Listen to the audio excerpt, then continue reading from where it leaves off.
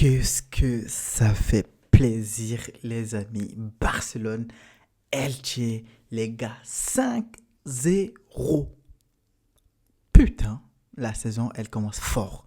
La saison, elle commence très bien, j'ai envie de dire. Parce qu'aujourd'hui, alors là, ils m'ont choqué. Ils m'ont choqué, pas tout le monde, bien évidemment. Pas tout le monde, mais j'ai été choqué par notre ami Gordon, les amis. Les Madrilènes qui étaient là. Oui, vous avez acheté Anthony Gordon. Pourtant, vous n'aurez pas dû. Vous vous êtes débarrassé de Rashford. Vous n'aurez pas dû. Mais les amis, aujourd'hui, il vient de nous prouver qu'on a bien fait de l'avoir acheté. Et on est content de l'avoir acheté. Maintenant que ceci est dit, ça y est les gars.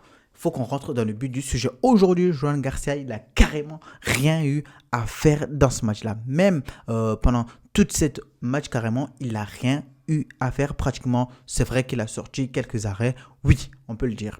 Mais bon, il y a eu quelques poteaux aussi. Bref, ça, on peut pas faire grand-chose.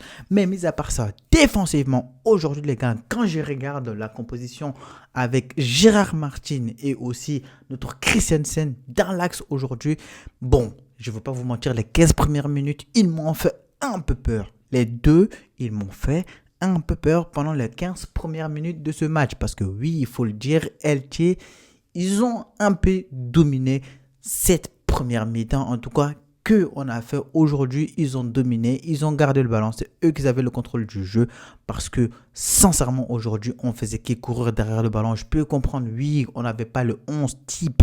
C'est vrai qu'il a débuté le match, mais force est de constater que derrière, quand il y a eu le rouleau compresseur qui s'est mis en route, on a commencé à écraser cette équipe de Elche. Même si, oui, Gavi, on peut s'en plaindre parce qu'il s'est blessé, certes, sur un tacle, puisque lui-même, il est parti faire.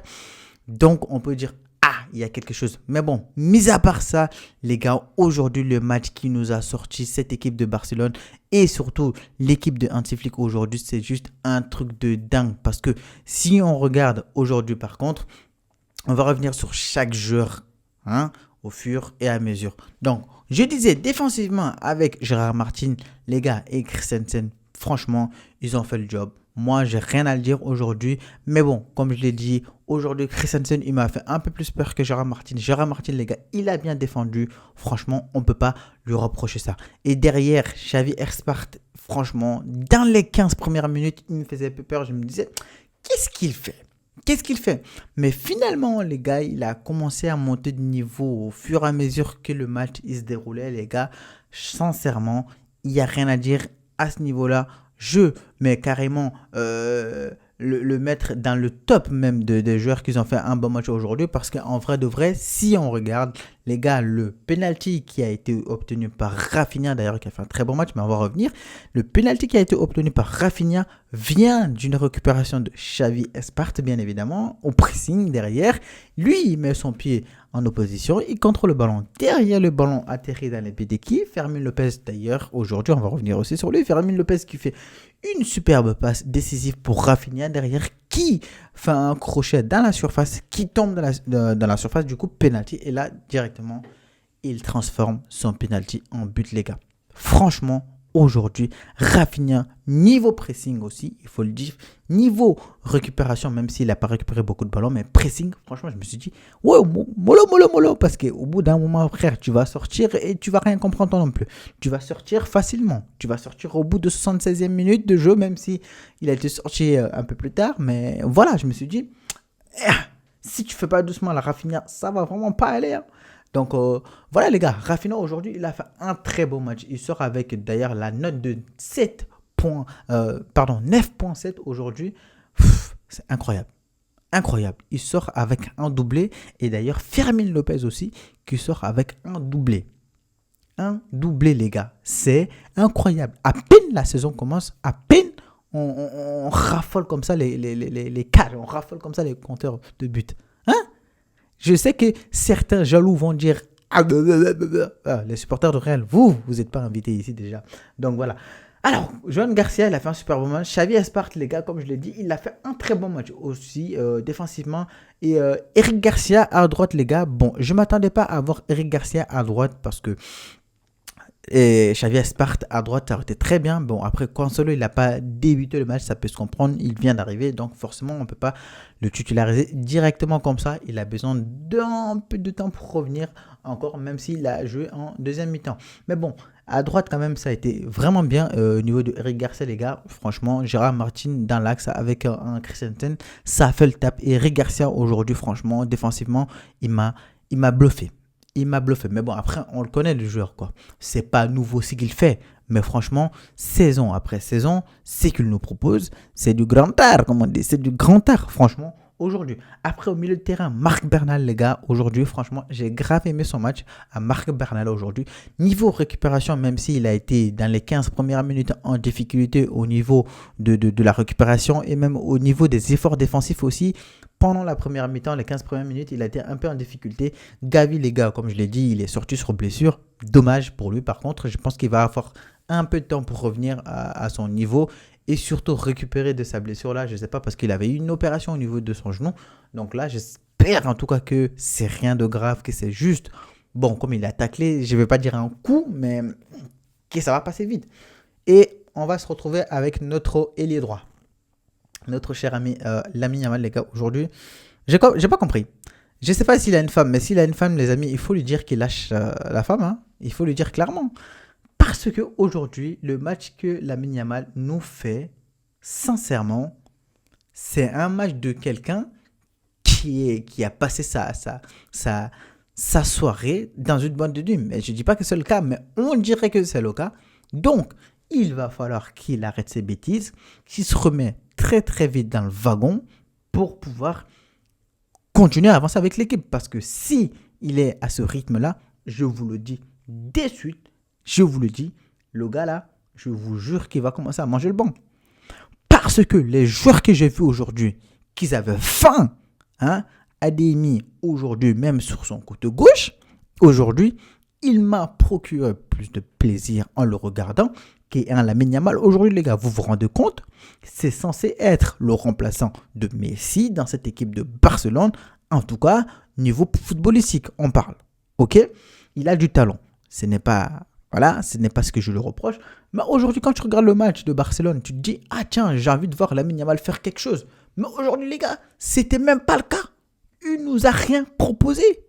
Il nous a rien proposé. Oui, vous allez me dire, ah, il a participé à un but. C'est vrai, il a participé à un but, justement, le but de Adeyemi, parce que d'ailleurs, je crois que c'est Ferran qui... on enlève ça, bref. Je crois que c'est Fermin qui récupère le ballon. Il fait la passe pour, justement, Lamine, qui donne à Rafinha. Derrière Rafinha, c'est pas un gourmand. Il a servi à Adeyemi. Bon, contrôle extérieur, pied droit, finition, pied droit. Ça va au fond, dans les cages. Donc, c'est ce que j'étais en train de dire. Donc, lui, s'il ne se réveille pas, les amis, j'ai peur pour lui. Bon, j'abuse, j'avoue. J'abuse. C'est le premier match. Oui, c'est le temps qu'il revient doucement. Je peux comprendre tout ça. J'entends tout ça aussi. Donc, on va lui laisser 2-3 matchs. Avec ce match, bien évidemment. Donc, il reste encore 2 matchs pour voir à peu près son niveau, s'il revient en top ou bien s'il ne revient pas vraiment à son niveau. Parce que là, franchement, le match qu'il a proposé, c'est juste n'importe quoi. C'est juste du n'importe quoi. À croire que le mec, parfois, il avait vraiment pas envie de jouer. À croire qu'il avait juste envie de se débarrasser du ballon, en fait. C'est ce que j'ai constaté. C'est ce que vous avez constaté. J'imagine si on a regardé le même match. C'est ça, en fait. Il n'avait pas envie de jouer, en fait, ce match-là. Je pense qu'il aura mieux fait de rester à la maison. Quand même, ça aurait été mieux pour lui, quand même. Quand tu regardes son match. C'est incroyable. C'est incroyable, les gars. Bref. Donc, Adeyemi qui fait un superbe match pour ma part, en tout cas, avec Rafinha qui lui fait la passe décisive derrière, comme je l'ai dit. Et derrière, il marque. Franchement, j'ai beaucoup aimé, l'entrée de Gordon aussi, les gars. Gordon, aujourd'hui, il m'a juste régalé, en fait. Oui, il m'a juste régalé, pardon. Quand tu vois un Gordon et quand tu prends la performance aujourd'hui de Adeyemi, et que tu vois celui de Lamine Yamal, tu te dis, mais pourquoi le mec, il se comporte comme ça? Pourquoi il se comporte comme ça, clairement, en fait?